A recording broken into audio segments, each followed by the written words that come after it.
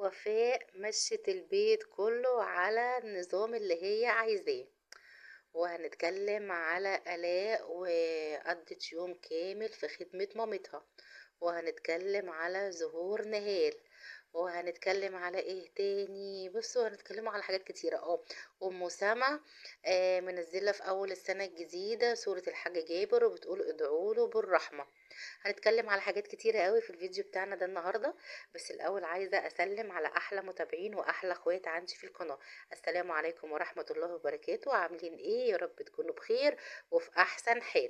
لو مش مشتركة يا قمر واول مرة تشوفي قناتي، اشتركي في القناة وحطي اللايك، ويلا بينا على طول على الفيديو بتاعنا. اول حاجة يا جماعة، انا عايزة اروح اعيش مع وفاء. هتقولوا لي ليه؟ هقول لكم عشان خاطر انا مش عارفه امشي في البيت عندي على النظام، ولا دايت ولا حاجه. كل ما اجي اعمل دايت واعمل ريجيم وامشي على اكل صحي، اللي عندي في البيت يلخبطوا لي الدنيا وما بيشجعونيش، مش لاقي حد يشجعني. فبصراحه انا عايزه اروح اعيش مع وفاء عشان تمشيني على العجين ما لخبطوش. ما شاء الله عليها، شخصيتها قويه لدرجه ان هي حتى خلت حمدي بجلاله قدر زي ما بيقولوا هيمشي على الدايت. طبعا احنا كنا عارفين ان حمدي ما شاء الله اللهم بارك اكيل، والسمنه والدهنه والحاجات بقى، فاهمه الملزلزه ديت يعني. ويقول لها الليه بقى وسيحيها معرفش ايه مع اللحمه، وكان بيقعد يقول حاجات كده ايه يعني. ما شاء الله ما شاء الله اللهم بارك. ما بنحسدش. حمدي انتوا عارفين اللي هو اكيل بقى، والمحشي والطواجن والحاجات دي كلها. فان وفاء تخلي حمدي يقتنع بالاكل الصحي اللي هي بتعمله ويمشي على رجيم، يعني بصراحة، يعني وفاء بصراحة يتقال لها شابوه. ان هي قدرت تمشي كلامها على البيت كله. يعني كانت الاول بادئه مع ندى، هي وندى كده فاهمين ايه، واحده واحده كده ايه مع بعضهم في الدايت. لا كمان خلت البيت كله حب الاكل بتاعها ما شاء الله. هي وفاء اساسا بصراحه الواحد يشهد لها اللي هي ست بيت شاطره، وبتعمل الاكل بجد تحفه ما شاء الله عليها. يعني اختلفنا معاها، ما اختلفناش معاها ضدها. بصراحه الواحد يقول دي ويقول دي. وفاء لولا بس حته الطرحه ان هي قلعتها وحصلت بقى بلبله وكلام كتير، كان محدش اختلف على وفاء. كان يعني اليوتيوب كله، كل مش المتابعين وكل المشاهدين بيحبوا وفاء، وبيحبوا شخصيتها في بيتها وطريقتها في التعامل مع العيال وفي ترتيب بيتها وفي نظامها وفي اكلها. يعني هي بيرفكت بصراحة، 10 على 10 ما شاء الله عليها. وما بتحط حاجه في دماغها بتعملها.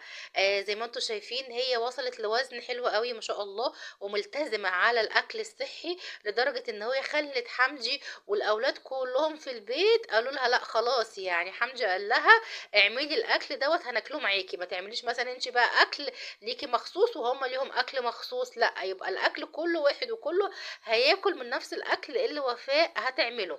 بس شرط عليها شرط، قال لها همشي معاكي على النظام دوت لمدة شهر. لو الشهر دوت ما رجعتش حلو وصغير وجميل وخاسس. قال لها موافقة ولا مش موافقة؟ يعني برضو حمدي مش داخل النظام كده وخلاص، لا ده بيتشرط على وفاء وليه نظام ان في شهر تخسسه وبشرته تحلو وتنور ويرجع صغير 10 سنين. يعني بتقول له ترجع ايه 10 سنين؟ شوفوا قالت له 20 سنة. والله ما فاكره قالت له 10 سنين ولا 20 سنة. بتقول له تقريبا حمدي في ال40 يا جماعه كده اهوت، يعني يرجع 10 سنين يبقى في ال30 حاجه زي كده. فبجد هي ماشيه نظام وحلوه قوي قوي، وعجباني اللي هي عندها اراده وعندها اصرار ان هي تكمل في حته الدايت وفي الخسسان. هي ما شاء الله عليها، هي بتقول لك انا خلاص كده اهوت جبت عيالي وكبروا بقى، عايزه تعيش حياتها طبعا. بعد بقى حته مسك والولاده، انتوا عارفين ما شاء الله كل عيل بياخد من صحه الام. فكونها ان هي عايزه تهتم بصحتها ديت مش حاجه وحشه خالص، بالعكس دي حاجه جميله. ويا ريت بجد كلنا نعمل كده. يعني بجد يا ريت كل الستات تهتم بصحتها وبرشاقتها كده وباكلها، اللي هي تنتظم كده في حته ان هي تبقى ماشيه على الاكل دايت ما تلخبطهوش. حلوه قوي اللي هي ما شاء الله عندها اراده، وان هي عايزه فعلا. الصحه طبعا اهم حاجه، يعني الصحه ديت سيبكوا بقى من شكل الجسم. شوفوا مسك القمر العسل، لابسه طرحه ما شاء الله عليها اموره وحلوه قوي. شكلها عسوله خالص ما شاء الله، ربنا يبارك فيها يا رب ويحفظها. فنرجع تاني واقول لكم يعني ان الناس اللي بتعمل رجيم او دايت مش عشان خاطر بس الاكل او الشكل او الهدوم او الكلام ده كله، لا، قبل ده كله تفكري في صحتك. التخن بيتعب الرجلين، بيتعب العظم، بيتعب مشكلة في التنفس، بتبقي انت كمان تقيلة، حركتك تقيلة، ما بتبقيش قادرة تمشي مثلا تجيبي طلبات بيتك، تعملي بيتك تنفضي تروقي. فبجد حلو قوي قوي اللي الناس فعلا تهتم بصحتها. ما شاء الله. عايزه اقول لكم وفاء متألقة في الفيديوهات اللي هي بتنزلها الشورتس كده هوت على السناب. وعايزه اقول لكم هي متفاعلة جدا جدا، وفعلا بتعمل اكل صحي وهيلسي وجميل قوي، واحنا معاها من هنا بقى الشهر. هو قال لها من 31/12 لغاية 31/1. هنشوفوا بقى حمدي خس زي وفاء وعنده إرادة زي وفاء ولا لا. بس هي برضو قالت لهم محدش ياكل حاجة من ورايا. ما تعملوش نفسكم بتاكلوا الاكل الدايت دوت يعني قدام مني ومن ورا منها ايه تلخبطوا بقى كده في الاكل. يعني ما شاء الله عليكي وفاء اللي انتي قدرتي تخلي البيت كله يعمل رياضة ودايت ودايت ورياضة. يمشي على النظام اللي انتي عاملاه في الاكل، لاني برضو حتة ان انتي تعمل اكل ليها واكل ليهم برضو دي متعبة، اللي احنا نقف نعمل نوعين صنف هو ده بقى بيخلينا نكسل. انا لسه هعمل لنفسي اكل وهعمل لهم هم اكل؟ لا خلاص كله بقى يبقى ايه اكل بالمرة. بجد والله يا ريت يرجعوا تاني متعونا بالفيديوهات اللي هم كانوا بيعملوها. والله يعني هي كويس الوفاء كده بتطلع معانا على السناب، بس بجد يعني مش عارفة ليه مقصرين في حق القناة بتاعتهم الكبيرة، وعندهم جمهور كبير جدا، وفي ناس كتيرة جدا يا جماعة بتحب حمدي ووفاء ومتابعينهم من زمان. وفي ناس بتقول لهم ارجعوا اعملوا فيديوهات تاني، انتوا بطلتوا تعملوا فيديوهات على القناة الكبيرة ليه؟ ارجعوا نزلوا فيديوهات تاني، احنا عايزين نشوفوكم. يعني بجد هم ليهم محبينهم وليهم المتابعين بتوعهم اللي هم فعلا بيستنوهم وبيبقوا حابينهم في اي شكل من الاشكال. هم حابين ومستمتعين بحمزة ووفاء، وبيحبوا يتفرجوا عليهم. يعني في ناس متابعاهم من وهم لسه يعني من البدايات خالص لغاية دلوقتي، وهم كبروا ومكملين برضو معاهم. ربنا يصلح لهم الحال يا رب. نخش بقى على مين؟ على نهورة اللي متألقة بالصور بتاعتها اللي على الانستا. طبعا كده شكلها كانت بتقضي بقى احتفال بقى بالسنة الجديدة في مكان والدنيا بتشتي، او مش عارفة دي بنزينة تقريبا كانت في الكافيتيريا يعني كده، او في الكافيه اللي هو في البنزينة، والدنيا كانت بتشتي يعني عشان شايفة عربيات بره. طبعا هي كانت منزله كام صوره كده اهوت ليها على الانستا. فاحنا طبعا بنقول لها اطلعي وطمني الناس عليكي، الناس عايزه تشوفك. وعايزه اقول لكم برضو في ناس كتيره قوي بتحب نهال ومتابعاها وعايزه تطمن عليها وبيدعوا لها فعلا بالذريه الصالحه يا رب. ربنا يكرمها ويرزقها ويصلح لها الحال. وفي ناس كمان طالبه منها ان هي تطلع وتتكلم وتقول العملية اللي هي عملتها ديت ايه اللي حصل فيها وايه النتائج وعملتها ليه وعلشان ايه. يعني تطلع تقول تفاصيل العملية عشان خاطر لو حد عايز مثلا ياخد تجربة زي كده يبقى ياخد مثلا التجربة كاملة من نهال. يبقى عارف هي مثلا عملت ايه بالظبط وايه اللي حصل معاها. في ناس كتير يا جماعة ما بتقدرش ان هي تحرم نفسها من الاكل او تقدر تعمل دايت، فبيرجعوا اقرب وسيلة ليهم او يعني احسن وسيلة ليهم ان هم يقولوا لي احنا نعمل عملية تكميم شفط دهون ونحت الجلد والكلام ده كله. وفي ناس بتخاف جدا، الناس تقولك لا ده انا احرم نفسي من الاكل واصوم وامنع حاجات كتيرة قوي في نظام الاكل بتاعي بس ما اخشش اوضه العمليات. في ناس جبانة جدا بتخاف كده من اوضه العمليات. يعني فاهمين؟ في ناس كتيره قوي قوي كده. بس هي نهال خاضت التجربه ديت وان شاء الله تكون خير ليها ونشوفوا بقى ان لوك جديد لنهال طبعا بعد العملية. بس هي اهم حاجة تمشي على نظام دايت، لان لو عكت تاني في الاكل يعني هيرجع الموضوع زي ما كان. هو برضو اسلوب حياة يا جماعة، اسلوب حياة، ويبقى عندها إرادة وتمشي مع دكتور تغذية أهم حاجة، عشان دكتور التغذية هو ماشيها على حاجات كتيرة جدا، بقى حاجات للجسم وحاجات للبشرة وحاجات للشعر، لأن عايزة أقول لكم أكتر حاجتين بتتأثر بالرجيم أو بفقد عناصر أو حاجات كتيرة من الجسم هو البشرة والشعر.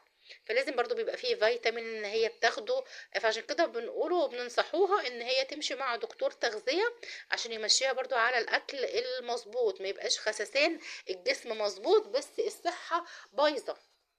طبعا الصحة ما بتبقى بايظة هتدمر الإنسان يعني. فلازم تبقى ماشية مع دكتور تغذية عشان خاطر يمشيها على الأكل برضو المظبوط، تبقى الفطار ايه والغداء ايه والعشاء ايه، وتديها طبعا مكملات غذائية تمشي عليها إن شاء الله. سنة سعيدة كده هوت عليها وعليكم وعلى كل اللي بيسمعنا، إن شاء الله تبقى سنة كده مليانة حب وسعادة وخير وفرحة، وكل واحد نفسه في حاجة ربنا ينولها له ان شاء الله. وادعوا لنيال ربنا يرزقها ان شاء الله بالذريه الصالحه يا رب عن قريب. وادعوا لنفسكم كمان، الايام ديت المطر نزل عندنا، بصوا ما اقولكوش الدنيا مش مبطله شتاء. كل واحد يقولي بقى كده في الكومنتات الدنيا اخبارها ايه عنده دلوقتي، بتشتي ولا مش بتشتي، الجو عامل ايه، ويقول لي هو من منين اللي بيتابعني، يقول لي هو منين. احنا دخلت لكم في موضوع كده في نص الفيديو، بس حبيت اتعرف عليكم اكتر على المتابعين اللي عندي اللي في القناة اللي انا بجد بحبهم، وببقى فرحانة قوي لما قناتي بتزيد باحلى اخوات واحلى متابعين يقولوا لي بيتابعوني من انهو بلد. نرجع تاني لنهال اللي احنا بنقوله مستنيينها تطلع تطمن المتابعين، وتقول لنا بقى تجربتها في العملية ديت ليه، وهي كانت قايلة كده ان هي تطلع تطمن المتابعين وتعرفنا العملية اللي هي عملتها والخطوات بتاعتها ايه، عشان لو حد عايز يستفاد من التجارب بتاعتها. فما نشوفوا ايه بقى. طبعا احنا مستنيين التألق. طبعا هي بتقول هتشوفوا اختلاف جامد في شكل الجسم، يعني اكيد بتختلف، في دهون اتشالت وفي جلد اتشد. فهي فعلا كانت اكتر حاجة في نهاية كانت باينة اللي هي البطن، بتبقى كانت بارزة اكتر حاجة. ربنا يصلح لها الحال ويديها اللي هي بتتمنيه. نخش بقى على مين، على ام سما اللي هي برضو اخت حسن ومحمد وحمزة واختهم يعني. كانت منزله صوره الحاج جابر، يا جماعه ادعوا له في الكومنتات بالرحمه، ربنا يرحمه ويغفر له ويسامحه. عايزه اقول لكم احنا من ضمن الناس اللي مفتقدين الحاج جابر على اليوتيوب بجد والله، ادعوا له ربنا يرحمه. كانت بنته منزله له اللي هي ام سما اول يوم في السنه الجديده داخلاها من غير ابويا، ربنا يرحمه ويغفر له ويسامحه، بجد كاتبه له ادعيه وكلام جميل قوي قوي قوي. طبعا فقدان الاب دوت بتبقى حاجه صعبه، او فقدان الام، يعني فقدان الاهل دوت فعلا بتبقى حاجه صعبه، وخصوصا لو في عيال او اهل متعلقين بعيالهم او العيال متعلقه بابوهم بجد. والحاج جابر يعني انا كنت شايفاه حنين جدا من كلامه ومن طيبته ونصايحه، يعني بجد الناس مفتقده الادعيه بتاعته. يعني والله احنا بجد يا جماعه بنطلبوهم ان هم في كل فيديو ينزلوا كده مقطع من الادعية والكلام الطيب اللي كان الحاج كبر بيقوله. عندهم طبعا فيديوهات كتيرة وفيها كلام كتير قوي للحاج جابر، يعني كانت ناس برضو قالت لهم الكلام ده، يا ريت يعملوه فيه، ربنا يرحمه ويغفر له ويسامحه يا رب. نخش بقى عند مين، عند آلاء اللي هي كانت مقضية يوم كامل عند مامتها. كانت بتقول مامتها تعبانة، فهي بقى حبت تشارككم يومها كده عند مامتها، وهي قاعدة معاهم وبتعمل لهم الغدا فراخ وبسلة ورز، يعني كانت بتعمل لهم الغدا. طبعا بتقول امها حنينة وشالتها كتير. فطبعا جه وقت ان هي ترد لمامتها، احنا كنا شايفين مامتها ما كانت ماسكه البيت كله، بتروقه لها وبتظبطه لها، كانت عامله لها روتين يعني حلو قوي. كانت الاء بره تقريبا في الشغل هي ومحمد، ومامتها كانت في البيت، بصراحة ظبطت لها البيت. ودايما بنشوفوها واقفة بتعمل لهم الأكل وبتستقبلهم وبتعمل لهم عزومات ومش مقصّرة بصراحة. الأمهات كلّها كده يا جماعة، سبحان الله مهما العيّل يتجوّز أو مهما البنت تتجوّز، يعني الأم أم برضه وهتفضل حنيّة الأم مهما تشوفي بنتِك ديّة كبيرة ومتجوّزة وفاتحة بيت ومخلّفة كمان 10 عيال برضه هتفضل حنيّة الأم إن هي خايفة على عيّلها وتُقف تروح لو لقت في حاجة في بيتها مكركبة بتروّق لها البيت، تُقف تعمل لها أكل. فكان بجد يعني شعور حلو أوي برضه من آلاء اللي هي حَسِّت بمامتها رغم إن هي في مثلًا نجار في البيت، بس هي حَبِّت إن هي تريّح مامتها في اليوم ده وتعمل لها الأكل. وحلوة أوي حتّة الmatching كمان اللي هي كانت عاملاه، محمد أخوها أخَد باله، كانت عاملاه هي وشروق، كانت شروق عندهم يا جماعة برضه، وفي الmatching في اللبس وفي في اللي هو الشبشب الفرو ده اللي هُم بيتقعّد بيه في البيت أو في اللكلوك اللكلوك اللي هو الفرو على حسب ما كل واحد بيقولوا إيه. كانوا عاملين ماتشنج كده، هي لأ حسيت إن هي بتحب الماتشنج، يعني كانت عاملة ماتشنج هي وشروق. كانت شروق عاملة ماتشنج مع تالين. فحلو حلو قوي اما بتبقى ام كده وعندها مثلا بنتين، بتبقى حابه وخصوصا مثلا لو هما ايه من سن بعض او مثلا ينفع الهدوم يلبسوها شبه بعض. فهي كانت حريصه على الماتشنج دوت بصراحه. انا كنت حابه حاجه زي كده كان شكلها حلو. بس في طبعا لبس هيليق على شروق مش هيليق على تالين، في لبس هيليق على تالين مش هيليق على شروق. بس حلو ان الاء برضو مهتميه بشروق وعامله ماتشنج معاها. في اللي هم كانوا لابسينه من فوق كده. هو انا كنت الاول مفكراها سلوبيتا، لقيتها لا يعني زي تيشيرت مش عارفه او ايه اسمه، ايه كاشمايو كده هو بس شتوي مش عارفه والله نسيت اسمه. هي كانت قالت اسمه بس انا نسيت اسمه، بس شكله حلو قوي عليهم. وعجبني برضو محمد اللي هو بصراحه بيشاركهم ايده بايديهم. محمد اخوها زي ما انتم شايفين كده بيقطع لهم الرمان، يقطع لهم السفندي.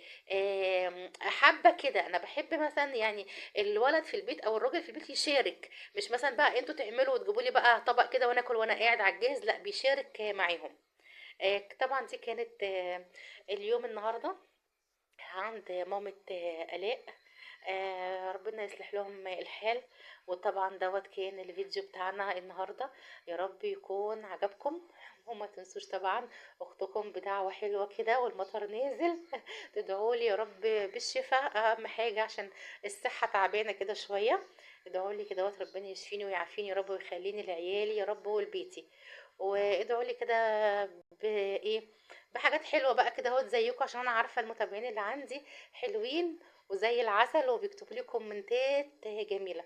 ربنا يفرحكم زي ما بتفرحوني، وقناتي هتكبر بأحلى متابعين. بجد ما اقولكوش والله ببقى فرحانة قد ايه لما بلاقي قناتي زادت اخ او اخت جداد عندي في القناة بيفرحوني بلايكات باشتراكات بمشاهدات بأحلى كلام بيكتبوه. بجد انا فرحانه يعني الايام ديت عشان القناه بدات يعني تنتعش كده شويه. وربنا يصلح حالي وحالكم يا رب، وكل اللي نفسه في حاجه ان شاء الله تتحقق. معلش اتكلمت معاكم كتير بس كنت عايزه اتكلم كده واشكركم واوفيكم حقكم زي ما بتفرحوني. حبيت افرحكم، ربنا يفرح قلبكم زي ما انتوا فرحتوني او بتفرحوني ولسه هتفرحوني كمان بالاشتراكات واللايكات. يا رب يكون الفيديو عجبكم. وما تنسوش طبعا اللايك وتشتركي في القناة لو مش مشتركة. هتوحشوني واستنوني طبعا في فيديوهات تانية جديدة. يا رب تكون عجبتكم. ما تنسوش تحطوا اللايك. مع السلامة. سلام. مع السلامة.